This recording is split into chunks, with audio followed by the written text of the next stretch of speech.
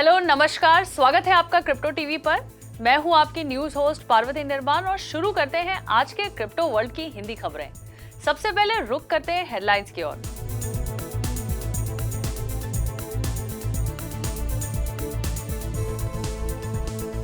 Crypto की दुनिया को यर्न फाइनेंस के फाउंडर क्रॉनिए और उनके पार्टनर एंटन नेल ने कहा अलविदा। डिजिटल करेंसी ग्रुप ने की अपने ग्रेस्केल ट्रस्ट के लिए $250 मिलियन के बायबैक की घोषणा। रशिया यूक्रेन के संघर्ष के बीच क्रिप्टो करेंसी फिसली नीचे, बिटकॉइन रहा $39,000 पर। सिंगापुर ने रशियन फाइनेंशियल और क्रिप्टो ट्रांजैक्शंस पर लगाया प्रतिबंध। यूएस वर्जीनिया सेनेट ने स्टेट बैंकों को क्रिप्टो कस्टडी सर्विसेज की पेशकश करने की दी अनुमति। रशियन महिला ने एनएफटी बनाने के लिए जलाया अपना पासपोर्ट, करना चाहती है यूक्रेन की मदद। क्रिप्टो एक्सचेंज CoinDCX के कर्मचारियों की संख्या होगी डबल। आंद्रे क्रॉनिए, जिन्हें खास करके डिसेंट्रलाइज्ड फाइनेंस के उनके अलग-अलग कंट्रीब्यूशंस के लिए गॉडफादर के रूप में माना जाता है, उनके करीबी साथी एंटन नेल ने क्रिप्टो की दुनिया से बाहर जाने की अपनी योजना की घोषणा की है। Andre Cronje yield optimisation protocol Yearn Finance के फाउंडर हैं, जबकि एंटन नेल फैंटम इकोसिस्टम से अपने टाइज के लिए जाने जाते हैं।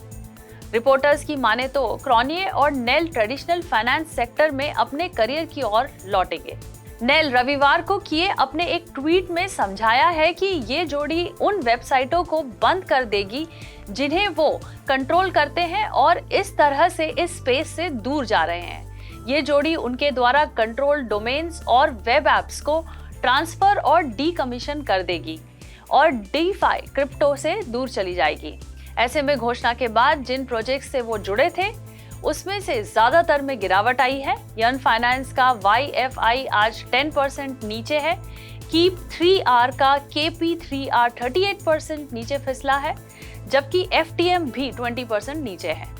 डिजिटल करेंसी ग्रुप DCG ने पब्लिकली ट्रेडेड अपने 9 क्रिप्टो करेंसी ट्रस्टों में $250 मिलियन तक के शेयर्स के बायबैक प्रोग्राम को करने की घोषणा की है। इस प्लान में ग्रेस्केल लाइटकॉइन ट्रस्ट LTCN में $30 मिलियन तक के शेयर शामिल हैं।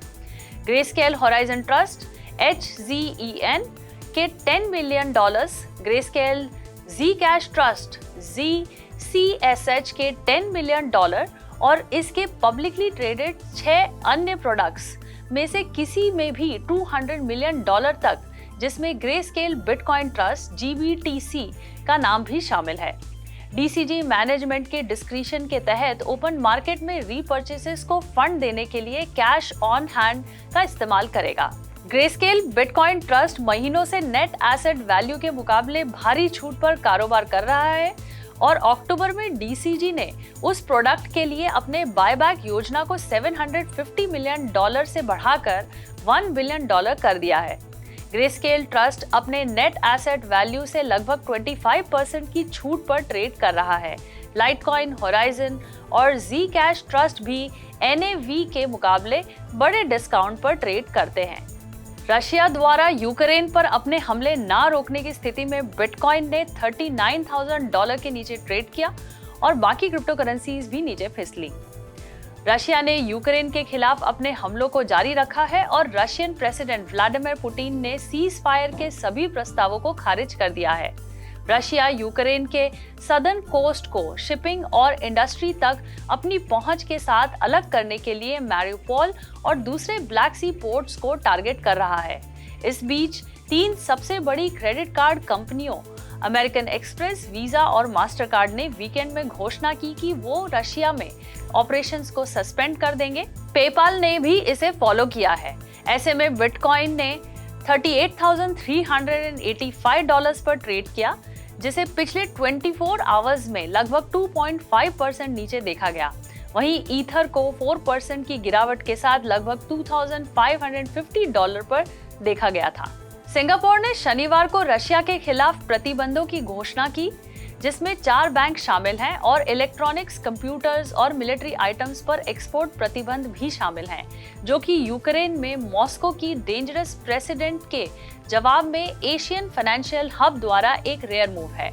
सिटी स्टेट उन आइटम्स को एक्सपोर्ट की अनुमति नहीं देंगे जो यूक्रेनियंस को नुकसान पहुंचा सकती है या सब्जुगेट कर सकती है या रूस को साइबर हमले शुरू करने में मदद कर सकती है।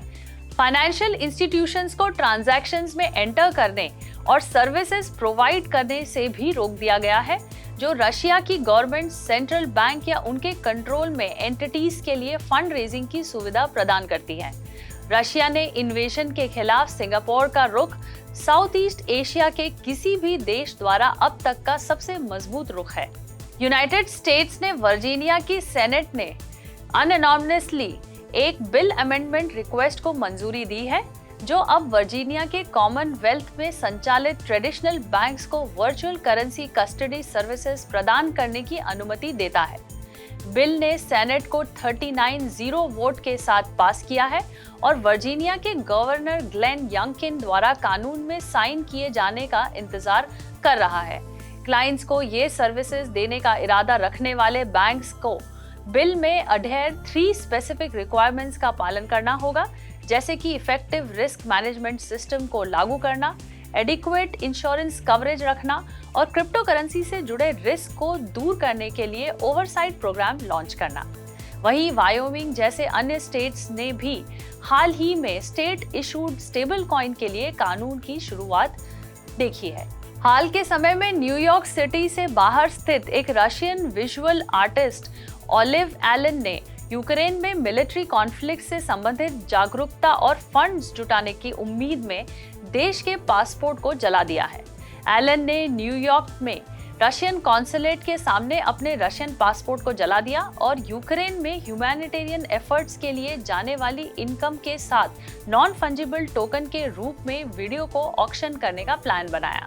एलन ने जलते हुए पासपोर्ट के NFT का ऑक्शन शुक्रवार को सुपर रेयर मार्केट प्लेस पर लाइव हो गया था।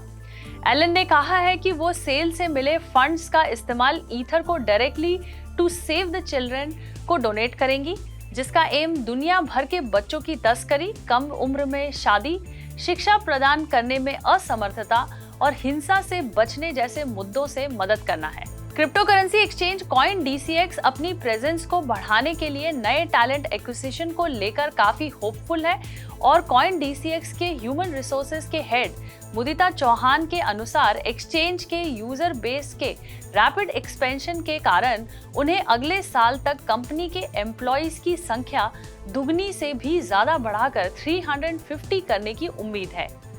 नई hiring mostly developers, trade operations, customer service, risk compliance और इंजीनियरिंग जॉब्स पर फोकस्ड होगी। हालांकि क्रिप्टो फर्म्स फिलहाल टैलेंट क्रंच को फेस कर रही है। आज की खबरों में बस इतना ही।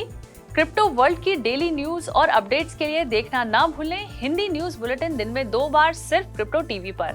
मैं पार्वती निर्माण अब आपसे विदा लेती हूँ। टाटा, बाय बाय और नमस्कार। कल फिर मुलाकात होगी इसी समय पर, तब तक देखते रहिए क्रिप्टो टीवी।